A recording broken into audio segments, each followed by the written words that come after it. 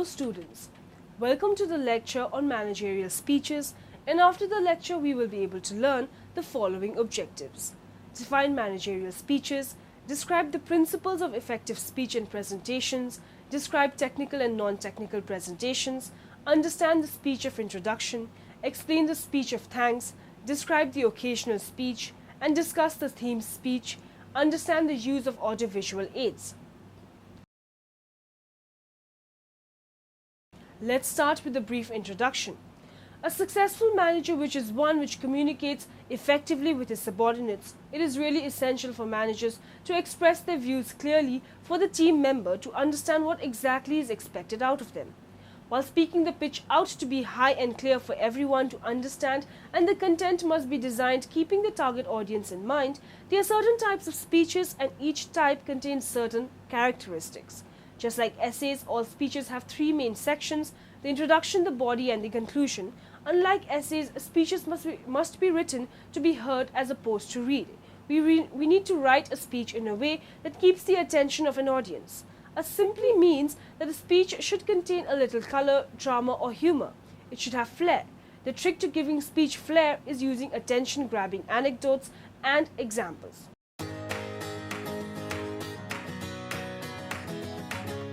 The event tonight is quite exciting. I think it would be fantastic to hear the experiences and the life journeys of the different speakers on the panel, and to be able to discuss and question the challenges that they've had on the way.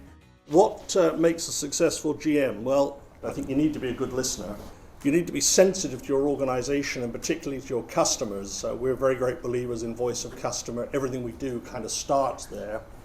To have the opportunity to hear from general managers from some really high-profile organisations like Google, to understand what their world's like, the challenges that they face, and how they are trying to make a difference to the organisations that they're in. This is an absolute golden opportunity.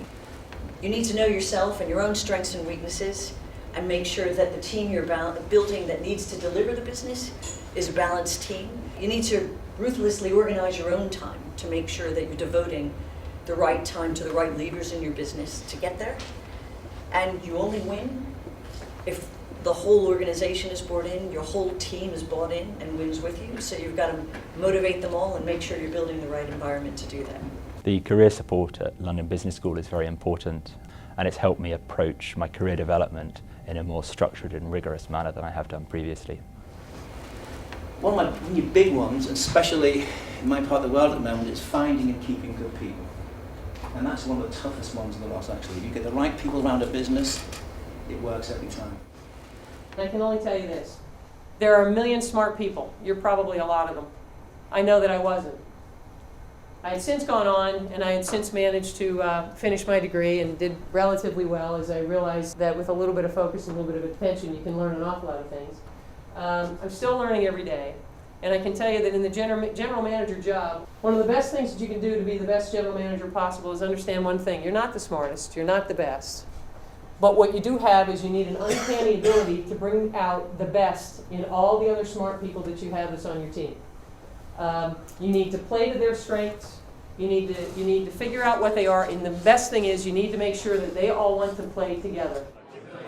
I think it went very well. We sometimes kind of lose sight of the bigger picture, which is what you need to do as a general manager, somebody whose real job is simply about trying to manage all the people doing all those things. So this was a great opportunity to hear from four really senior people. I found all four of the speakers tonight had some great experiences and perspectives to share, and I also enjoy the networking afterwards too, to be able to ask very personal kinds of questions, as well as the general ones that were in the session there.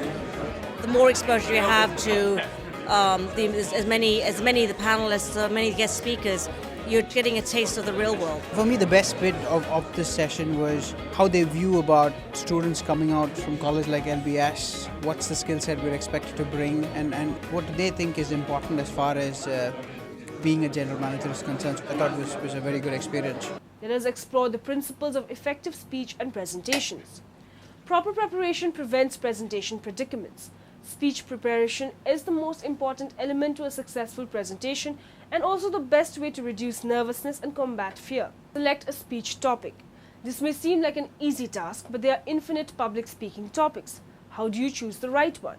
How do you select a topic which is a perfect fit between you and your audience? Your topic leads to your core message. The entire presentation aims to deliver this core message to your audience.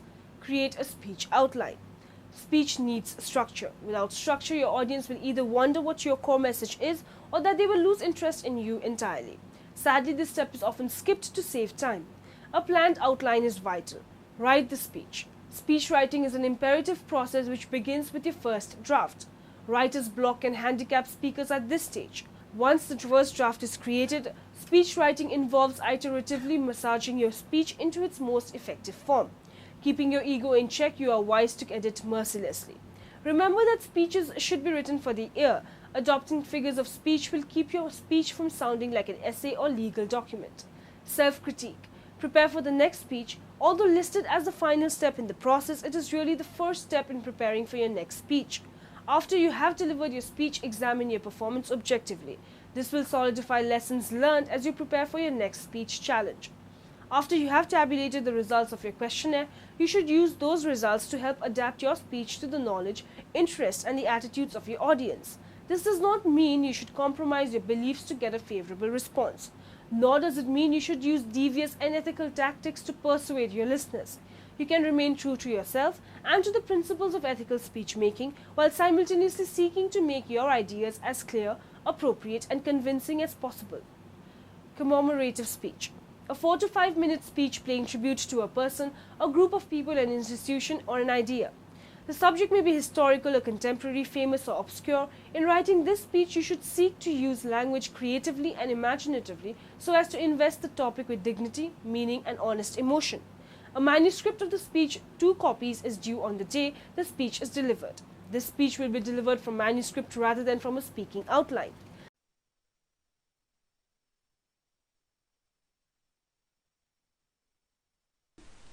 In this workshop, we'll be covering the principles of a good presentation, good practice when giving a presentation, the usefulness of technology in presentations, how you can prepare your presentation, and good practice when giving a group presentation. So let's first look at the principles of a good presentation. So firstly, you should introduce yourself, who you are and what you do. Then you should state the topic of your presentation, what you'll be covering in your presentation, and then state what your point is, or what you'll be arguing, if anything. Re-emphasize this at the end of your presentation in a summary. Now we move on to the practicalities of giving a good presentation. Think about how you use your voice. Make sure you can project your voice effectively. If not, then use a microphone. Think about the tone of your voice. Make sure you have a very friendly tone to your voice. And try not to be monotonous. Otherwise this will bore your audience. Also, speak clearly. Stick to your time limit, which shows courtesy to your host and your audience. Because if they're expecting you to be a certain amount of time, they may have planned something after your presentation is finished. Don't start late, as this has a knock-on effect, especially if you've planned to be a certain amount of time. And allow yourself time to set up so that you don't start late. Consider the pace of your presentation, how you deliver it. Make sure that everyone can keep up and that you are clear. Think of your audience in other ways as well. Think about how you dress. So do you dress smartly or do you dress casually? Does anyone in your audience have special requirements? Think about preparing your presentation for that instance. Think about terminology. We'll look at terminology in more detail later, but make sure you are professional in what you say. That means no swearing. Don't say anything offensive. And make sure you face your audience. Don't turn your back to them. Check in advance the room and equipment so you know what you've got to use. Especially if you're using technology, which can be complicated to set up in some cases. and know the limitations of the environment, know how far you've got to move around. Is it a performance or discussion? Are you giving a presentation to the audience, or will they be participating? Think of ways of engaging them either way. For instance, use rhetoric or plan activities. And think about the use of technology. What are you going to be using? Is it feasible to use it? Do you know how to use it? Does your audience? If not, then you will need to learn how to use it. You'll need to know how to explain how to use it to your audience. And most importantly, you need to remember to take it with you. Let's have a look at the structure of a good presentation. So, planning and delivering a presentation is a bit like planning and writing an essay, but instead of writing an essay, you're talking to an audience. You need to begin with an introduction, which should consider the principles and practicalities of giving a good presentation, whilst also grabbing the attention of the audience. Next comes the main content, structured like an essay into different points with a clear pattern or flow to it. Make sure you link each section to the next. Then you need to conclude, again considering the principles and practicalities and summarising your presentation. You may also want to give your audience something to go away and think. Let's study the topic of technical and non-technical presentations. As a technical presenter, you face considerable challenges. Not only you must know your product cold, be skillful in running the software and adept at the picks and clicks, but you must also engage the customer, speak to be understood by non-technical people, articulate the key benefits and present a calm and confident demeanor, also others perceive you as a committed, competent and trusted partner. Today's technical presenters need to master the fundamental principles of presentation skills that are necessary to develop deeply enriching, highly engaging and long-lasting relationships with their users and customers. By having greater command of the presentation environment, technical presenters will be far better equipped to confidently represent their company's product line, attract and retain customers, and increase the satisfaction of the customer experience. If the technical specialist can be more confident and persuasive when in front of a group, he or she will be better able to contribute more readily to their company's successes. Challenge. So how can you learn to give great technical presentations to both technical and non-technical audiences and keep attendees and your customers interested, alert and excited about your product? Solution. The Technical Demo Presentation Skills Program will give you the skills you need to make your technical presentations come alive. Feel good, do good phenomenon. After getting an A on a difficult test, we are more willing to help others out by helping them in class because the grade put us in a happy mood. When someone finds money on the ground, they are more likely to help a man pick up his papers he dropped in the street. Adaptation level phenomenon. Our tendency to form judgments relative to a neutral level defined by our prior experience. If we go to a small swimming pool after going to a bigger swimming pool, we complain that the pool is not big enough. We adjust neutral levels based on our experiences.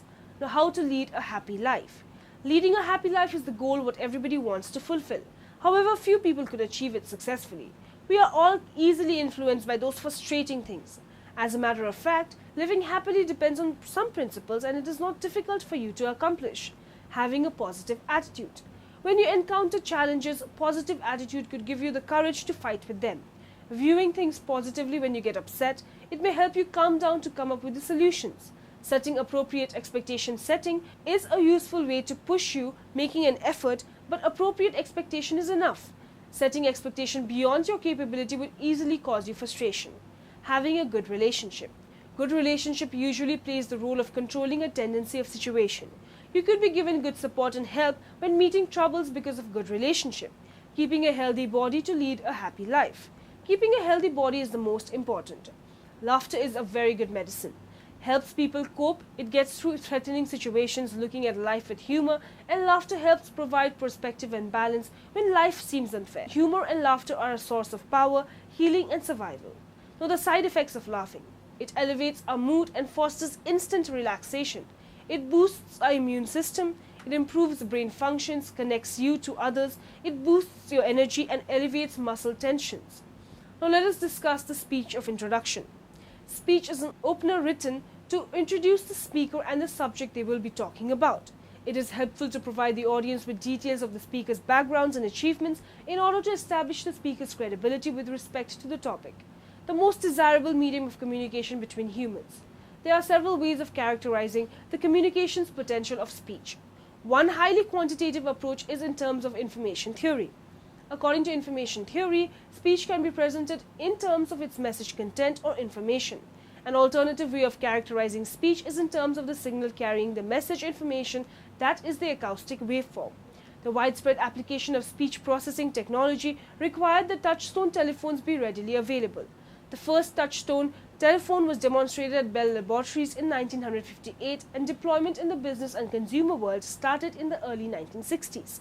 Since DTMF service was introduced to the commercial and consumer world less than 40 years ago, it can be seen that voice processing has a relatively short history.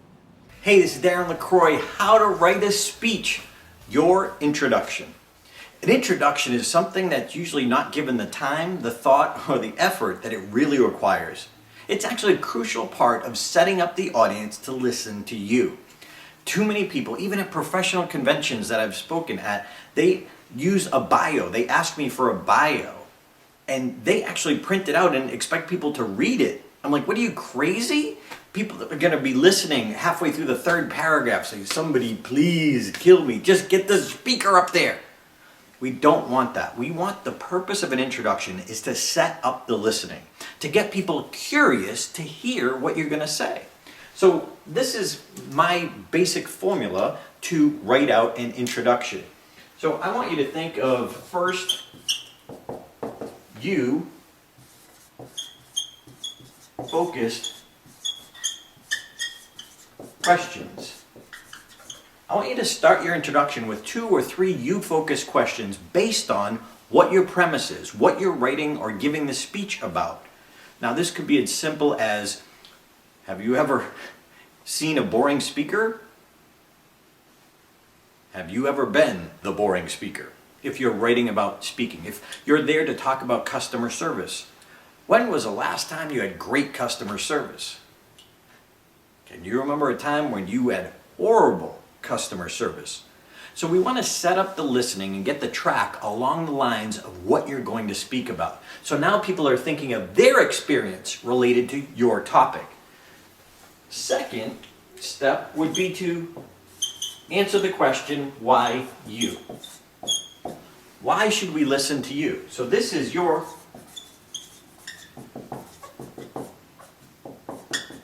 credibility on this topic area. So what have you done? Who did you learn from? How did you find out about this? Or get the wisdom that you have that you're going to share with us. So 1, you focus questions, get us to think. 2, why credibility? Why you? And I'm a fan of this, if it's at all possible.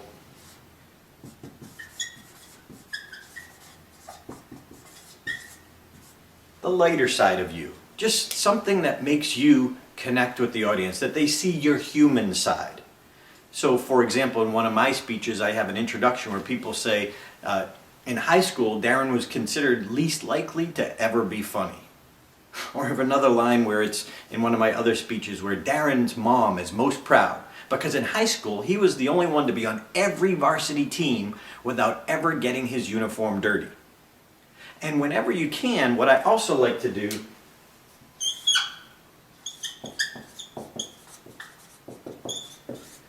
is to customize a line to the group. So for example, in one of my speeches, Darren was considered least likely to ever be funny. But without a funny bone in his body and a willingness to fail, he pursued his childhood dream of someday speaking to the ABC Corporation. So I customized that line for each group and tie it into them. A great tip too would be to always send your introduction ahead of time, as well as print 2 copies, at least 14 or 18 point font.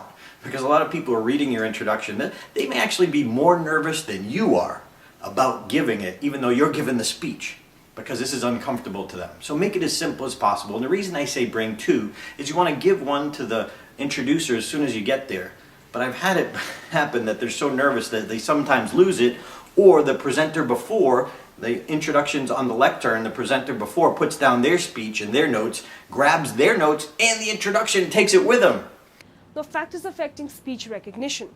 Modern speech recognition research began with the advent of the digital computer. Combined with tools to capture and analyze speech, such as analog to digital converters and sound spectrograms, the computers allowed researchers to search for ways to extract features from speech that allowed discrimination between different words. The 1960s saw advances in automatic segmentation of speech into units of linguistic relevance and on new pattern matching and classification algorithms.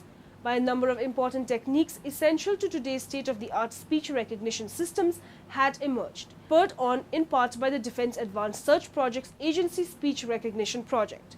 These techniques have now been refined to the point where very high recognition rates are possible and commercial systems are available at reasonable price. Speech recognition technology has migrated from mini and mainframe computers to workstations and personal computers, and applications are already running on them. As embedded digital signal processors become more prevalent on workstations, we expect to see much wider use of speech and speaker recognition. Now, the speech of thanks. A thank you speech is a short public speech which serves to express gratitude for something that was presented or offered to a person as a spiritual gift, love, support, help, personal time, caring, attitude, or material one. Giving a thank you speech can be a major event. Take the time necessary to do a good job. After all, someone took the time to give you the award. Follow etiquette rules in writing the speech. Instructions. Figure out what type of event your thank you speech is for. Your speech will take on a different tone depending on the event. Determine who will be listening to your speech. Alter your style depending on the audience. If you are speaking to your peers, you will want to make the speech more informal, and then if you are speaking to your superiors. Now write the speech out and practice it. Get to the point where you present your speech without reading it. Condense the speech to key points written on a card that you can take with you to give the speech. Ask the organizer of the event how long you can speak when giving your acceptance speech. Rework your speech at this point if needed to fit the time constraint. Rehearse a written speech in front of the mirror. This will give you an idea of how it will sound in front of a group of people. If you have a friend or a family member that is willing to listen and help you practice, so much the better. Take a deep breath, relax, use your notes, and enjoy giving your speech. Before you begin writing a speech, thanking someone, decide what tone you want the speech to have, whether deferential and formal or light-hearted and funny. Once you settle on the tone, consider the venue at which you will be giving your speech. With this information in mind, write an outline that contains a brief introduction, 2 or 3 things for which you want to thank the person, and a conclusion. Write your speech's introduction. Include how you first met the person you are thanking and how long you have known each other. Write to the body of the speech. Choose 2 or 3 things for which you are especially grateful and that you want to highlight specifically. Occasional speech. Let's now talk about occasional speech. Special occasion speech topics checks for most particular events and an easy method to outline this kind of best public speaking topics, and links to special occasional speech topic ideas. Above all, there has to be a clear connection with the unique purpose of the occasion. Also, the special occasional speech topics have to be both informational and persuasive. And third, share your thoughts for a better understanding of the goal and the context of the event. No need to emphasize that you have to be fully aware of your audience. The key to find the right special speech topics is addressing 5 W's and 1 H. Ask what, why, to whom, when, where, and how long. Theme speech. Writing speeches consists of a lot more than finding a few inspirational quotes and possibly a funny story or 2. The key to writing good speeches lies in using a theme. If you always refer back to this theme, the audience will respond positively and remember your words. This does not mean that inspirational quotes are not important. However, they should be integrated into your speech in a way that makes sense. At the heart of every speech is a message. Your job as a public speaker is to pass that message to your audience, and in so doing, convey a theme, evoke an emotion, or elicit a response, be it emotional or otherwise. The first step is to identify the single most important idea, theme, or message you want to convey in your speech. This message will likely be informed by the public speaking occasion you identified earlier. For example, if you identified the occasion as the retirement of much-loved, lifelong company man whose grandson has just joined the firm, some potential themes you identify may include family, grandson and grandfather, also the company family, continuity, gratitude, respect, the future. Once you have identified 3 to 7 potential themes, it is time to decide which of the themes will you use. Again, there is no right and wrong answer. It is your speech. Pick the theme that resonates most with you. It is important to know that the themes not selected as your primary theme should still play a part in your speech. Now, the use of audio and visual aids. The educator basically must contribute to the training of the individual in his character and conduct with a view to his integration into a given society and teach new ideas, facts and techniques to a specific public. It is thus relatively easy to define the goals at which the educator aims. Achieving these goals is another task which brings him face to face every day with the basic problems of pedagogy, that of transmitting or communicating ideas or information. To solve this problem, the educator resorts to infinitely varied means, among them audiovisual aids. If our purpose therefore is to aid the educator, we must then offer him as complete an arsenal as possible of these means. But it is the educator and the educator alone who chooses the means which is best adapted to his subject, his audience and his circumstances. It is thus clear that audiovisual aids cannot be separated from educational materials in general. This tendency towards the use of concrete examples has developed through a complex process, audiovisual aids as a means of communication. Simply words, whether written or spoken by a teacher, cannot and will not provide adequate learning experience. We need to supplement the teacher's words. Visual aids are very helpful in this regard in the form of pictures, flashcards, posters, etc. Again, in language, listening is a very important skill. If we do not get an opportunity to listen to a language, we cannot speak it properly. Hence, there is a need for audio cassettes which contain recitation of poems, narration of stories, etc. Such material will not only be interesting but also be motivating for the learner. Apart from these, we have video cassettes also. These cassettes present a wide variety of information along with detailed descriptions, songs and other dramatic effects. We have seen that audiovisual aids make a lesson more enjoyable and more effective. The use of audiovisual aids also help in better retention of the content. Usually when we hear something, we tend to forget it within a specific time span. When we see it with the eyes, we remember it for a longer time, and when we perform an activity with our own hands, we understand its process. This is because of the fact that the more the senses are stimulated and involved, the more will be the learning and retention among children. Now, in the end, let us summarize what we have learned in this lecture. Speech preparation is the most important element to a successful presentation and also the best way to reduce nervousness and combat fear. Modern speech recognition research began with the advent of the digital computer. Combined with tools to capture and analyze speech, such as analog to digital converters and sound spectrograms.